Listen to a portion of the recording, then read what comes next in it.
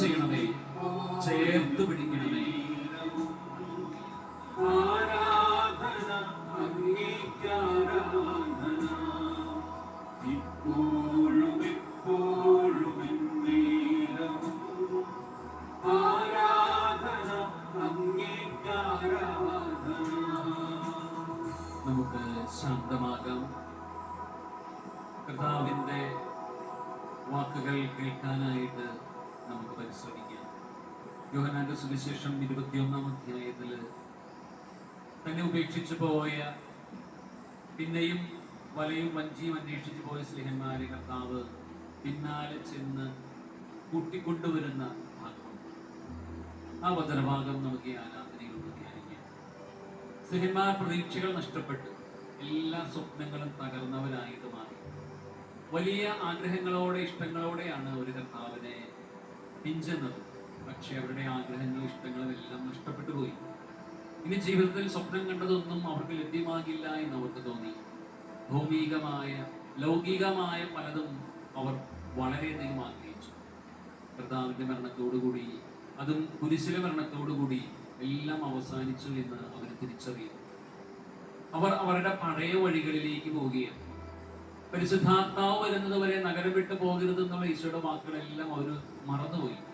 ഈശോയെ തള്ളി പറഞ്ഞു, ഒറ്റിക്കൊടുത്തു, ഈശോയെ ഉപേക്ഷിച്ചു. ഈശോയുടെ ശിക്ഷണം മുഴുവൻ ഉപേക്ഷിച്ച് അവർ തിരികെ പോരുകയാണ്. പണ്ടെങ്ങോ ഉപേക്ഷിച്ച അവരുടെ വഞ്ചിയും വലയും അന്വേഷിച്ചുകൊണ്ട് അവർ പോകുന്നു. അതുമായി അവരിതാ മീൻ പിടിക്കാനായിട്ട് പഴയ വഴികളിലൂടെ സഞ്ചരിക്കുന്നു. ഈ ആരാധനയുടെ നിമിഷത്തിൽ ഒരുപക്ഷെ നമ്മളും ചില ദൗത്യങ്ങളിൽ നിന്ന്, ഉത്തരവാദിത്തങ്ങളിൽ നിന്ന്, കർത്താവ് നമ്മളെ ഏൽപ്പിച്ച ചില പ്രത്യേകമായ ശുശ്രൂഷകളിൽ നിന്നെല്ലാം മാറി നിൽക്കുന്നവരായിട്ട് നമുക്ക് അനുഭവപ്പെടുന്നുണ്ടാകും. ചില തോൽവികൾ, പരാജയങ്ങൾ, ചില തിക്താനുഭവങ്ങൾ, ചില മുറിപ്പെടുത്തുന്ന അനുഭവങ്ങൾ, വാക്കുകളെല്ലാം നമ്മുടെ സ്വതസിദ്ധമായ ചില ശുശ്രൂഷകളിൽ നിന്ന്, ഉത്തരവാദിത്തങ്ങളിൽ നിന്ന്, കർത്താവ് പരമേൽപ്പിച്ച ചില പ്രത്യേകമായ കാര്യങ്ങളിൽ നിന്നെല്ലാം പിറകോട്ട് നടക്കാനായിട്ട് പ്രയത്നിച്ചിട്ടുണ്ടാകും. ഈ നിമിഷം കർത്താവ് നമ്മോട് സംസാരിക്കാൻ ആഗ്രഹിക്കുന്നത്, എങ്ങനെയാണോ സ്നേഹന്മാരെ കർത്താവ് പിന്നെയും ചെന്ന് കണ്ടുപിടിച്ച് സ്നേഹത്തോടെ തിരികെ കൊണ്ടുവന്നത്, അതുപോലെ പഴയ നന്മകളിലേക്ക്, പഴയ ജീവിതാനുഭവങ്ങളിലേക്ക്, പഴയ ഹൃദയ നൈർമല്യത്തിലേക്ക്, പഴയ വിശുദ്ധിയിലേക്ക് കർത്താവ് നമ്മളെ കൊണ്ടുവരാനായിട്ട് ആഗ്രഹിക്കുന്നു. പൂർണ്ണമായിട്ട് നമുക്ക് കർത്താവിന്റെ കരങ്ങളിലേക്ക് നമ്മളെ തന്നെ സമർപ്പിക്കാം. കർത്താവിന്റെ മുമ്പിൽ ആർക്കാണ് എതിര് നിൽക്കാനായിട്ട് സാധിക്കുക? എന്നെ കൊണ്ടുവരുന്നത്, എന്റെ കരം പിടിക്കുന്നത്, എന്നെ വഴി നടത്തുന്നത് എന്റെ ദൈവമാണെങ്കിൽ ആർക്കാണ് എനിക്കെതിരായിട്ട് നിൽക്കാനായിട്ട് സാധിക്കുക? ആർക്കും നിൽക്കാനായിട്ട് സാധിക്കില്ല. ഇപ്പോഴത്തെ കഷ്ടപ്പാടും ദുരിതവും സങ്കടവും തെറ്റിദ്ധാരണകളും എല്ലാം അകന്ന് വിശാലമായ പ്രതീക്ഷാനിർഭരമായ ഒരു നാളിലേക്ക് കർത്താവിനെ നയിക്കുമെന്ന് ആത്മാർത്ഥമായിട്ട് വിശ്വസിച്ചുകൊണ്ട് ഈ ഈരടികൾ നമുക്ക് ധ്യാനപൂർവ്വം ശ്രമിക്കാം.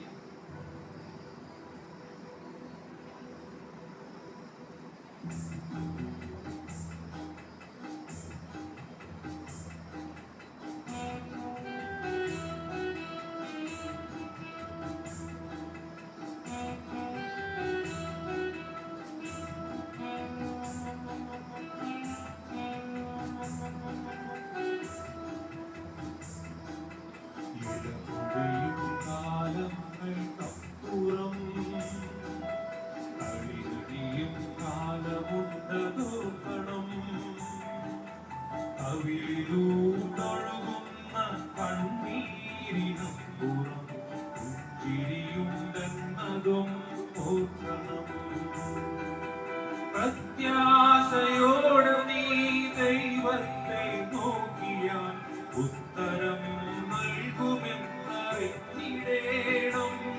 അവൻ ഉത്തരം നൽകുമെന്നറിഞ്ഞിടേണം.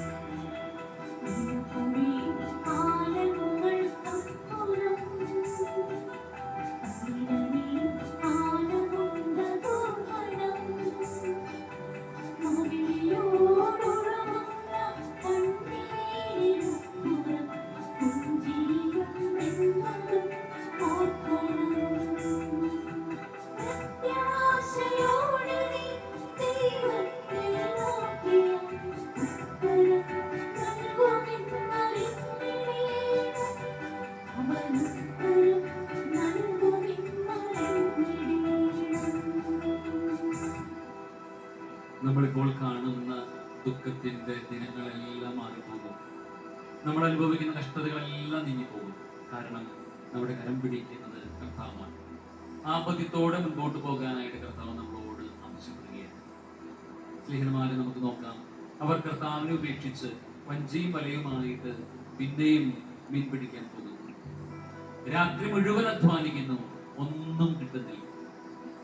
തിബേരിയാസിന്റെ ആഴവും തീരവും ഓളവും അറിയുന്നവനാണ് പത്രോസ്. അവന്റെ നേതൃത്വത്തിലാണ് അവർ മീൻ പിടിക്കാൻ പോയത്. പക്ഷേ ഒരു പൊടി മീന പോലും കിട്ടുന്നില്ല. രാത്രി മുഴുവൻ അധ്വാനിച്ചിട്ടും ഒന്നും കിട്ടാതെ സങ്കടപ്പെട്ടിരിക്കുന്ന സ്നേഹന്മാരുടെ അടുത്തേക്ക് ആ പ്രഭാതത്തിൽ കർത്താവ് വരികയാണ്. സ്നേഹത്തോടെ, വാത്സല്യത്തോടെ, അതിലുപരി വലിയ കരുണയോടെ കർത്താവ് അവരോട് ചോദിക്കുന്നു, കുഞ്ഞുങ്ങളെ, നിങ്ങളുടെ കയ്യിൽ മീൻ വല്ലതുമുണ്ടോ? തന്നെ ഉപേക്ഷിച്ചു പോയ, തള്ളിപ്പറഞ്ഞു പോയ, തന്നെ മറ്റുള്ളവരുടെ മുമ്പിൽ എന്നേക്കുമായിട്ട് ഉപേക്ഷിച്ചു പോയ സ്നേഹന്മാർ കർത്താവിന്റെ മുമ്പിൽ വരുമ്പോ അവരോട് ഒരു നിമിഷം പോലും ദേഷ്യപ്പെടാനോ സങ്കടപ്പെടാനോ പരാതി പറയാനോ കർത്താവ് തയ്യാറാകുന്നില്ല. മറിച്ച് കർത്താവ് അവർ വിളിക്കുന്നത് കുഞ്ഞുങ്ങളെ എന്നാണ്. കുഞ്ഞുങ്ങളെ എന്ന് വിളിച്ചുകൊണ്ട് അവരുടെ ആ അധ്വാനത്തെ കർത്താവ് മഹത്വമുള്ളതാക്കുന്നു.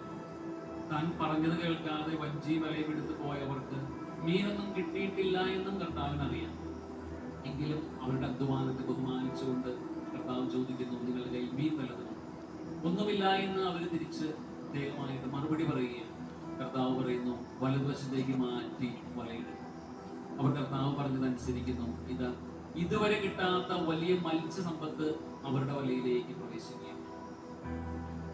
കർത്താവ് ഉപേക്ഷിച്ച് തള്ളിക്കളഞ്ഞ് ഓടിപ്പോയ സ്നേഹന്മാരുടെ അധ്വാനമെല്ലാം നിഷ്ഫലമാകും. നമ്മുടെ ജീവിതവും അതുപോലെയായിരിക്കും. കർത്താവിന്റെ വഴികളിൽ നിന്ന് മാറി, കർത്താവിനെ ഉപേക്ഷിച്ച്, കർത്താവിന്റെ ശുശ്രൂഷകൾ വേണ്ടെന്ന് വെച്ച്, കർത്താവിന്റെ ഉത്തരവാദിത്തങ്ങളിൽ നിന്ന് മാറി നടന്ന നമുക്ക് കാര്യമായിട്ടൊന്നും ഇന്ന് വരെ നേടാനായിട്ട് സാധിച്ചു കാണില്ല. കർത്താവിന്ന് നമ്മുടെ സങ്കടത്തിന്റെ ഈ നിമിഷത്തിൽ നമ്മുടെ മുമ്പിൽ പ്രത്യക്ഷപ്പെട്ടുകൊണ്ട് ചോദിക്കുകയാണ്, കുഞ്ഞെ, നിന്റെ കയ്യിൽ വല്ലതുമുണ്ടോ? നമുക്ക് പറയാനായിട്ടുള്ളത് കർത്താവിന്റെ കയ്യിൽ ഒന്നുമില്ല എന്നുള്ളതാണ്. എന്റെ അധ്വാനം, എന്റെ ഊർജം, എന്റെ സമയം, എന്റെ സമ്പത്ത്, എന്റെ ആരോഗ്യമെല്ലാം എനിക്ക് നഷ്ടപ്പെട്ടുകൊണ്ടിരിക്കുകയാണ്. കർത്താവ് നഷ്ടപ്പെട്ടു പോയതെല്ലാം തിരികെ നൽകാനായിട്ട് ഇതാ കടന്നു വരുന്നു. അവൻ പറയുന്നു എന്നോട്, വലതുവശത്ത് പറയണം. കർത്താവ് പറഞ്ഞത് ചെയ്യാനായിട്ട് ഞാൻ തയ്യാറാകുമ്പോൾ, കർത്താവിന്റെ മുമ്പിൽ എന്റെ ജീവിതം ഞാൻ സമർപ്പിക്കുമ്പോൾ, തീർച്ചയായിട്ടും വലിയ സമ്പത്ത് കൊണ്ട്, വലിയ ഫലം കൊണ്ട്, വലിയ അനുഗ്രഹം കൊണ്ട്, വലിയ കൃപ കൊണ്ട് അവൻ എന്റെ ജീവിതം നിറയ്ക്കും. കർത്താവിന്റെ മുമ്പിൽ നമുക്ക് എളിമപ്പെടാം. കർത്താവ്, എനിക്ക് തെറ്റുപറ്റിപ്പോയി എന്നിട്ട് പറയാം. കർത്താവെ, നീ പറയുന്നതനുസരിച്ച് ഞാൻ വലയിറക്കാം എന്ന് നമുക്ക് പത്രോസിനോട് കൂടെ ചേർന്ന് കൊണ്ട് പറയാം. കർത്താവെ, ഞങ്ങൾ തെറ്റിപ്പോയി, ഞങ്ങൾ വീണുപോയി, നിന്റെ വഴികളിൽ നിന്ന് ഞങ്ങൾ മാറി നടന്നു. കർത്താവെ, ഈ നിമിഷം ഞങ്ങളിതാ നിന്റെ മുമ്പിലേക്ക് വരുന്നു. കർത്താവെ, നീ പറയുന്നതനുസരിച്ച് ജീവിക്കുവാൻ, നീ പറഞ്ഞതനുസരിച്ച് വലയിറക്കുവാൻ ഞങ്ങളുടെ ജീവിതങ്ങളെ അനുഗ്രഹിക്കണമേ എന്ന് നമുക്ക് പ്രാർത്ഥിക്കാം. ഈ വരികളോട് ചേർന്ന് ധ്യാനാത്മകമായിട്ട് നമുക്ക് പ്രാർത്ഥിക്കാം.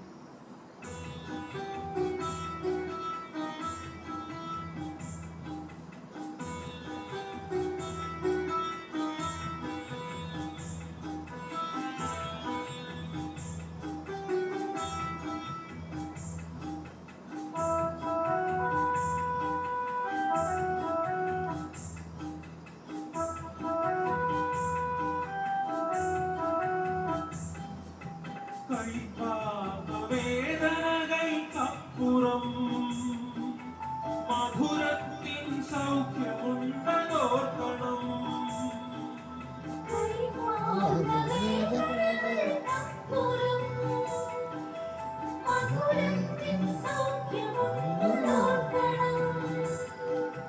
മാനത്തെ കാപീക്ഷണപ്പുറം സൂര്യപ്രഭയുണ്ടെന്നതോർക്കണം. വിശ്വാസത്തോടെ ദൈവത്തെ നോക്കിയ ഉത്തരം നൽകുമെന്നറിഞ്ഞിടേണം. അവനുത്തരം നൽകുമെന്നറിഞ്ഞിടേണം. ഒഴിയും കാലങ്ങൾക്കപ്പുറം കളി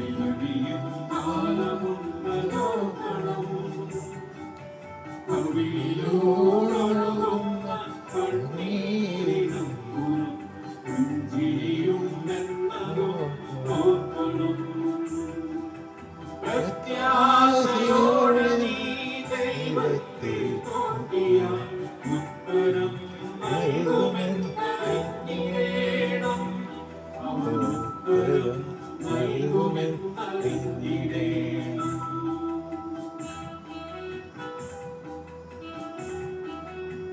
വലിയ മത്സ്യസമ്പത്ത് ലഭിച്ച സ്ലിഹന്മാർ കർത്താവിന്റെ അരികിലേക്ക് വരുന്നു. കർത്താവ് അവരെ സ്വീകരിക്കുന്നു. അവർ കൊണ്ടുവന്ന മത്സ്യത്തിൽ നിന്ന് ഏതാനും എടുത്ത് കർത്താവ് അവർക്ക് വേണ്ടി പ്രാതലൊരുക്കുകയാണ്. തന്നെ തള്ളിപ്പറഞ്ഞ് ഉപേക്ഷിച്ച് ഒറ്റിക്കൊടുത്ത് ഓടിപ്പോയ സ്നേഹന്മാർക്ക് വേണ്ടി അപ്പമൊരുക്കുന്ന, പ്രാതലൊരുക്കുന്ന, സ്നേഹത്തിന്റെ വിരുന്നൊരുക്കുന്ന ക്രിസ്തു. കർത്താവ് അവരെ ഒരമ്മയെ പോലെ പരിചരിക്കുകയാണ്.